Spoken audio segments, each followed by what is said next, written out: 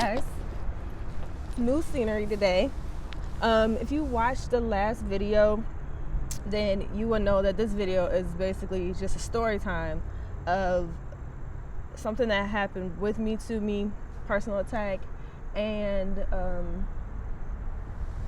I was out for 6 weeks. That those that know or have watched the video on purpose, and I said I'm a mimer, I'm a dancer. I said that I would share this story because I feel like it would help somebody, especially with their mindset.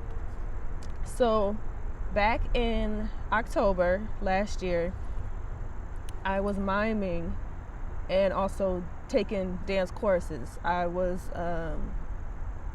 back in school because I wanted to get a bachelor's in dance and finish that degree that I had. So I was taking all these courses, doing dance about 15 to 20 hours a week, rehearsals constantly. And outside of that, I was also dancing with my church, and I was also miming.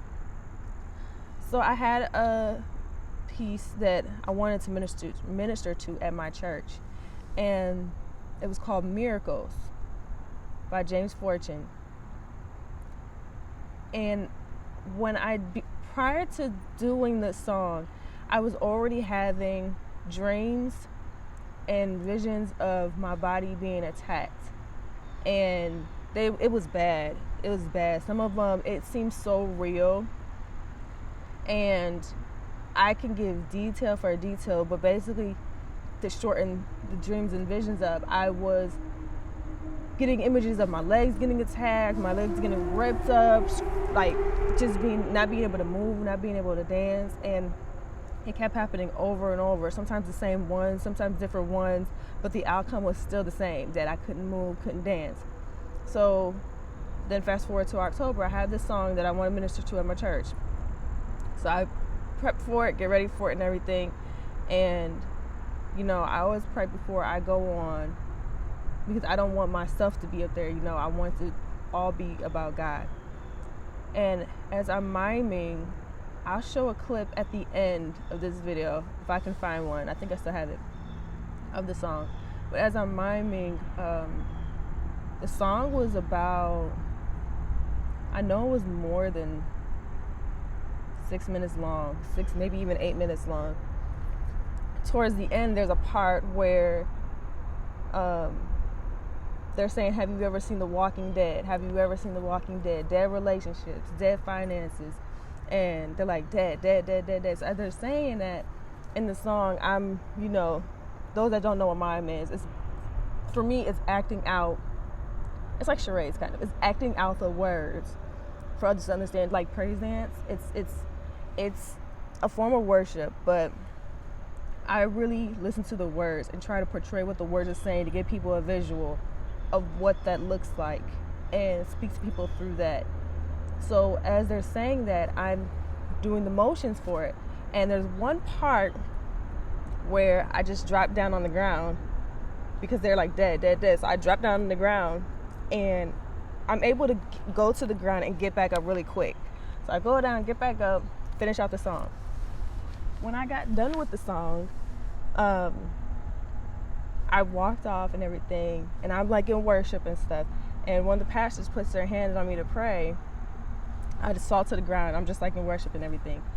When I get back up, everybody's still worshiping and crying, screaming, doing everything. And I'm just like, one of the women there that I know comes over, because she usually comes over anyway to help me, either before or after I go on. She comes over and asks me, did I need anything? Was I okay? And I told her that my leg, it wasn't both of them, I think it was just one of them at a time. I said my leg was hurting. Now, she's a massage therapist. Shout out to her, Christian. If you haven't heard about her, she's in the Cleveland area. I'll put her information down below. But she's a professional massage therapist, so she started helping me. And this isn't the first time she did it. I think this is the second time she did it, where I had actually pain in my leg and I couldn't move it. And I remember same day I went home, and when I went home, I was in so much pain. To me, that's normal. because I'm using, when I mime, I put everything I have into it. I give it my all. Some people are like, why are you so sore after you dance? Why do you hear sometimes I want to say, well, why aren't you? I feel like if you don't feel it, and not to say that that's not, okay, I take that back. Like, I retract. Like, I don't want to say that if you don't feel it, then you're not giving it your all. But me, it's because I know my body, the body, and different muscles and everything, because I'm a dancer. I'm a dance major. And you know what's being used. So I know that I'm using certain muscles. I know I'm using certain parts of my body. And I feel like if you're doing a movement, you're just like, I feel like that's not putting anything into it. You should be able to feel your muscles contract, expand, all that stuff. And you should be able to feel like, I can't describe it. I can't describe it. It's just, it's one of those feelings, But I go home and I'm in a lot of pain. So I'm like, this is nothing. I feel like this all the time after I dance. It'll go away. And I'm usually very tired too when I get done. So I was like, I'm gonna take a nap. I went to sleep and I woke up still in pain. Usually it starts to wear off and I was still in pain. I was actually holding my stomach and I'm just like, oh. And my brother was like, why are you making those noises? And I said, but I'm laughing at the same time. And I'm like, because I'm in pain. And so, we just kind of like left it off or whatever, didn't think nothing of it. And I went to get something to eat. This is when I noticed there was a problem. I went to get something to eat and I could only take like one bite, y'all. And my stomach was out, like protruding out. Like, it's down right now. It was out. It probably looked like I was maybe like 2 months pregnant. And I was full. Like, I couldn't, one bite, y'all.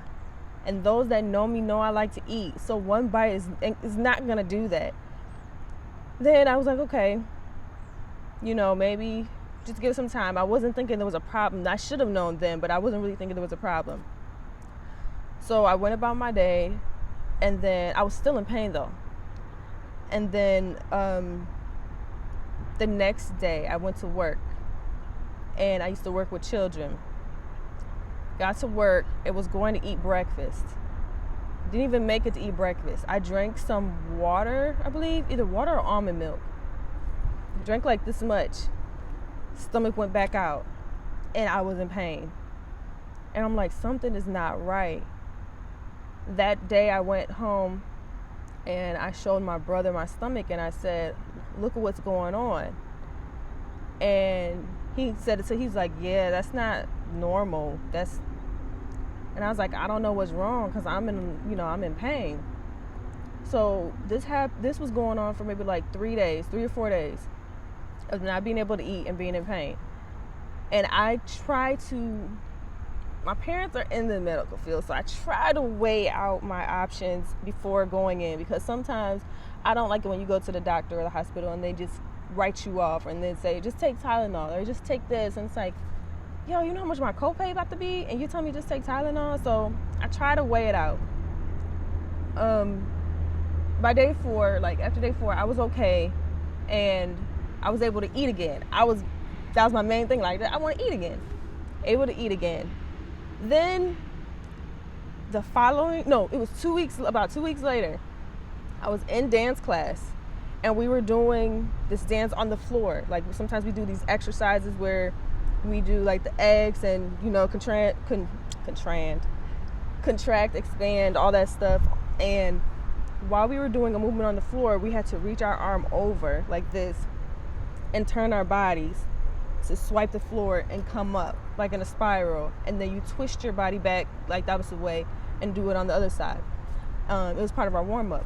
So I'm on the floor and I go down like this to twist and I freeze just like this in pain. Couldn't move at all. And everybody was still dancing, still moving. Nobody noticed that I had stopped.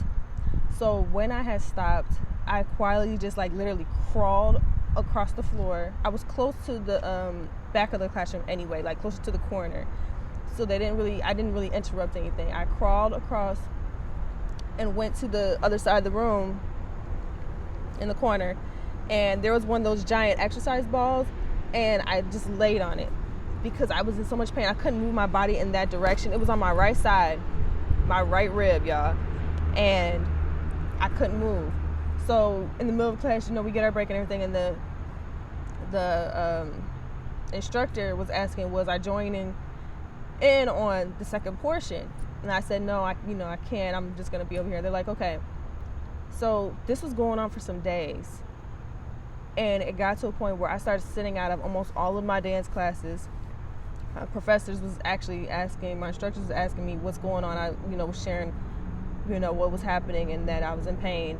When I would be at church in that Bible study, I would sit like with my hand like this. Like, y'all can't see my hand, but I'm leaning on my hand, and I would lean to one side because sitting regular was so painful for me. And I remember the first lady of the church I was going to came over and asked what was wrong because I looked like I was in pain, and I told her, so she started praying for me.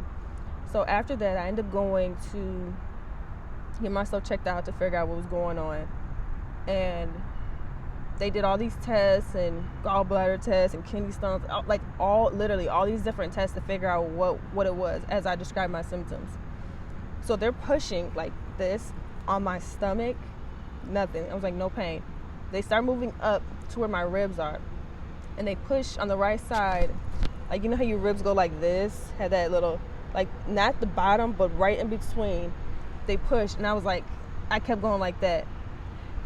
And all I remember is the lady looking up at the person who was helping her, and she was like, fractured rib. She's like, I really think this is a fractured rib. And I honestly, I was gonna still dance. I didn't care. At that moment, dance was life for me. It really was. I didn't know what else I could do, even though I knew I could sing. I knew I could draw. I knew I could write. I knew I could play an instrument. I knew all these things that I'm capable of doing, but none of those crossed my mind. My first thought was dance. I'm not gonna be able to dance. I got a show coming up. I was prepping. We prepped in August for a show that was gonna happen in March with all those rehearsals. I'm like, I got a show coming up. I can't sit out. I've danced with so many injuries.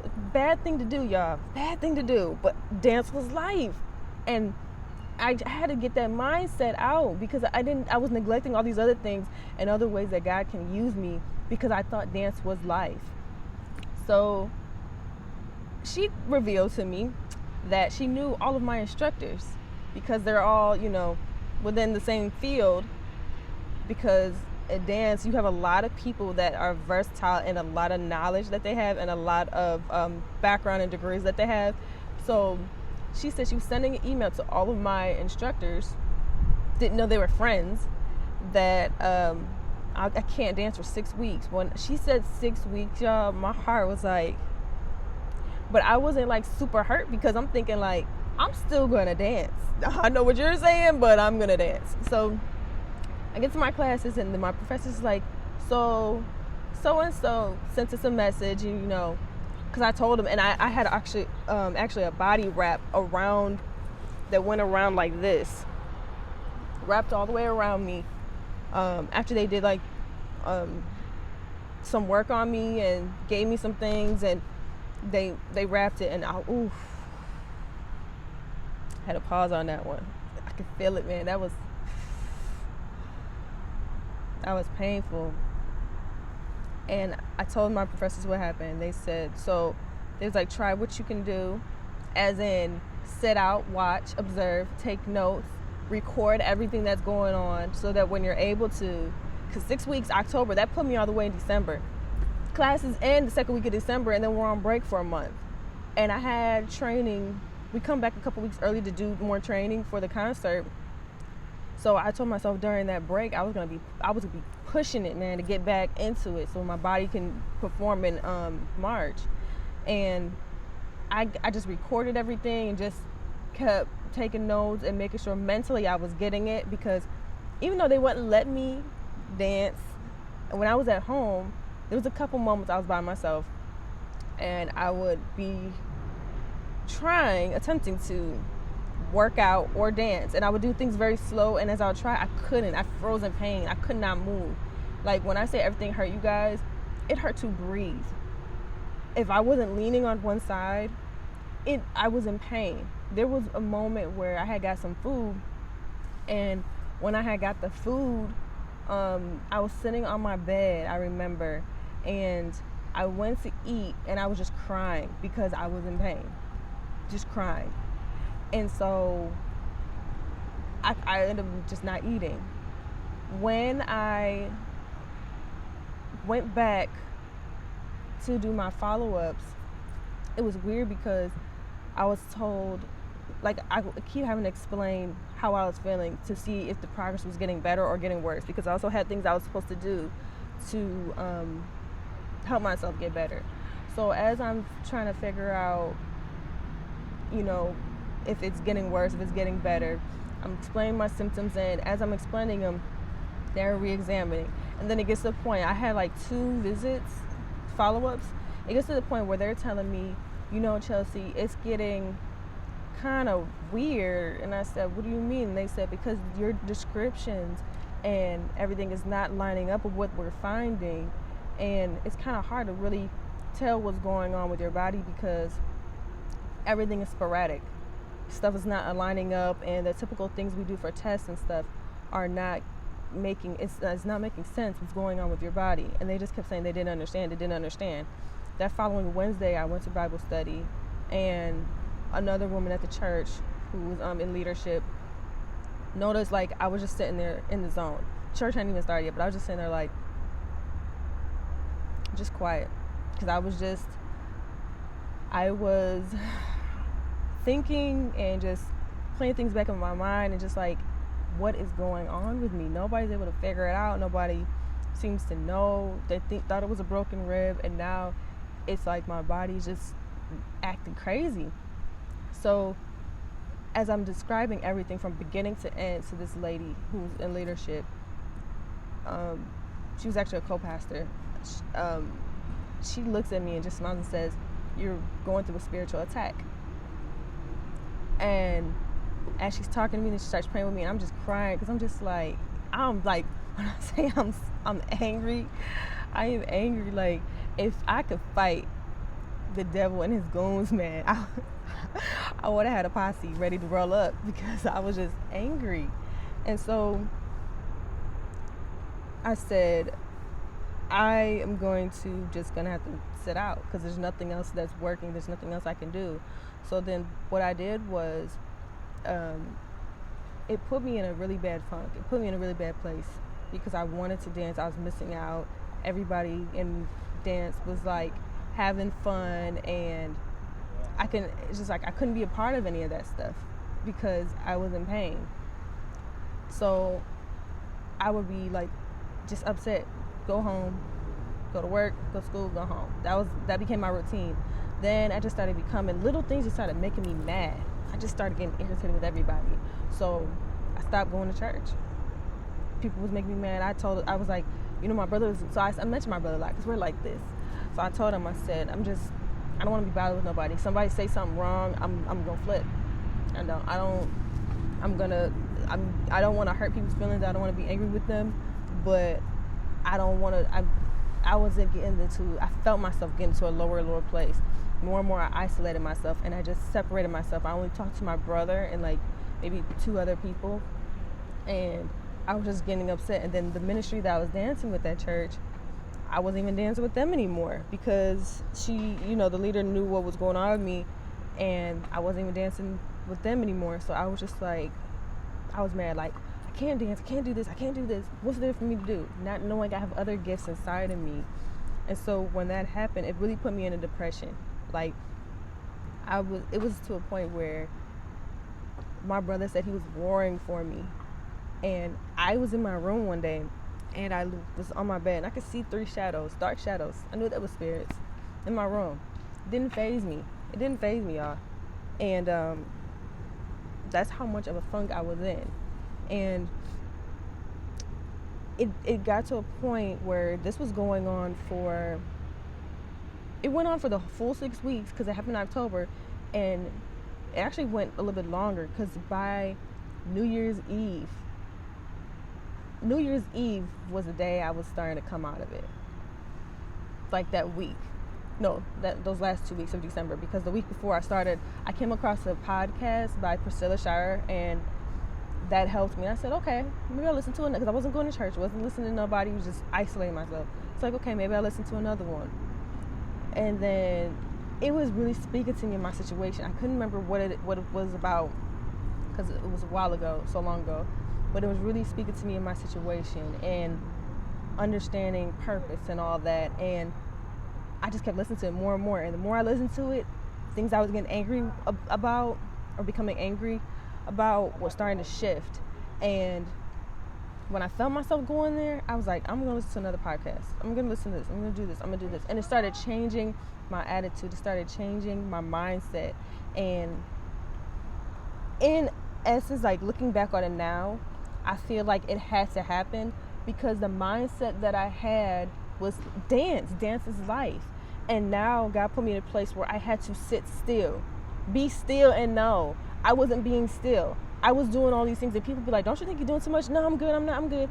I would leave at 6:30, 6:45 in the morning, go to work from 7:30 to 12 or 7:30 to 1, leave work, go straight to my classes, be there from that time until about 6:30, 6:45, 7 o'clock, leave there, go to my church, and go to another dance rehearsal. And then I was also in a Christian play, so I was going to rehearsals for that. And then I had also joined the praise team, so then I was also going to rehearsals for that. And I was just, people were like, how do you do it? And I'm like, I don't know, I just do it. I don't think about it, I just do it, And God's like, be still, be still. But I wasn't hearing his voice, because I was putting my own needs and wants before his. And so he had to because he knows, he had to shut me down. Because everything is not, the enemy is trying to attack me. Some things God allows, because there's things he needs you to see. And he needed me to understand that I have other gifts inside of me. There's other things inside of you. Some of you are doing too much. Some of you are on the go, and you're not even hearing the voice of God, because you're putting your own will and wants before his. And I'm telling you from experience, if that continues, he's going to find, I don't know why I keep saying find, because he doesn't need to find. He's going to have a way to make you be still. If you don't want to be still, you're going to be still. And so during that time, I'm just like, looking back, during that time, I of course was upset and everything. Looking back on it, I see the purpose in it. And a lot of times we don't understand what we're going through, why we're going through it, because all we know is what we want to do, what we can't do. It's always self-centered. It's always about us. And I'm not looking at the bigger picture of what it is God wants me to do. Why is this happening to me? What was I doing before? Why was I neglecting God's voice? And why was I neglecting my responsibilities in the kingdom? And now, crazy enough, I have not mimed. I still might play around and dance and everything, but I have not mimed since then. I have not put on face paint since then. I have not danced in the church since then. And it's not because I don't want to, but I'm starting to explore other gifts. And so now dance is not life. Dance is part of me and part of ministry, but it's not full life. So just understand that you have more inside of you. Don't let it get to a point where God has to sit you down because you refuse to sit down and listen. You refuse to open up the other things he has for you. And don't let fear be an option. A lot of things that I was afraid to do, even speak, and I have another YouTube channel. It's fear for what? God put it inside of you, and if he gave it to you, if he called you, if he chose you, he's going to equip you. He's not going to say, do this, and then leave you hanging. So there's nothing to even worry about. So I'm going to insert a clip at the end. It may have sound to the video, it may not. But I'm just going to show you a clip of what it was like. Not what it was like, but what it looked like, miming.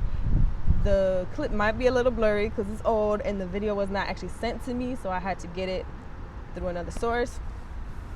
But I want you guys to just take note of what you're doing now and understand that everything has a purpose. If you are upset about something, going through something right now, and feel like it's not working out, or feel like, why is it always happening to me?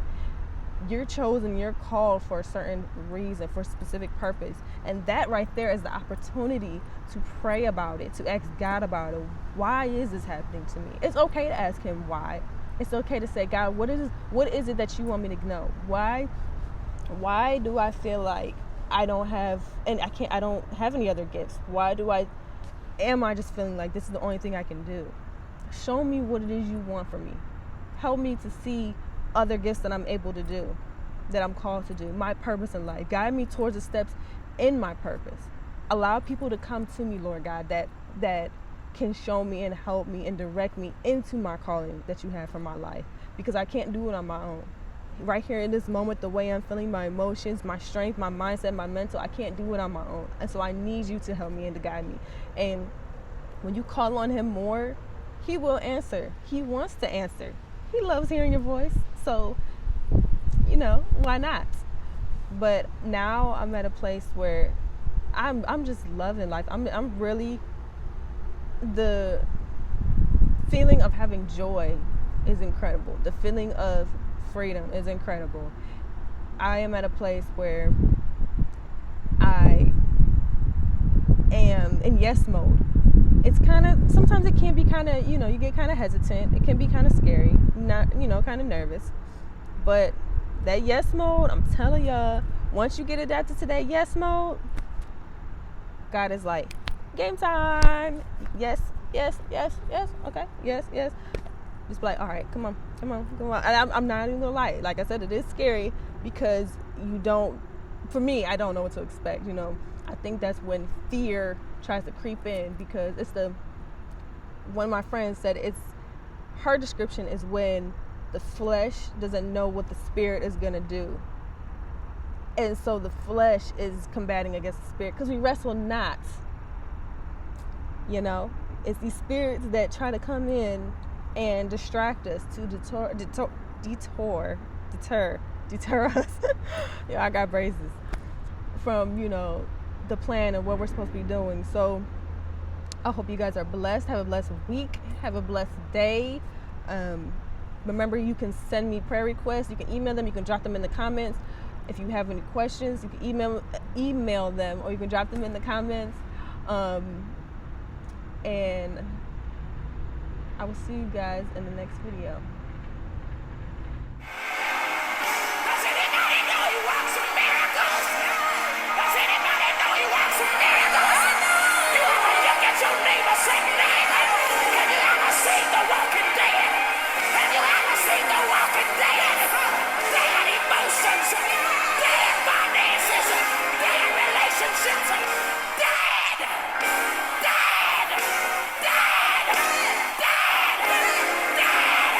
But I dare you to look at your neighbor and say, neighbor, if you want to see a miracle, now this is where you're supposed to shout at.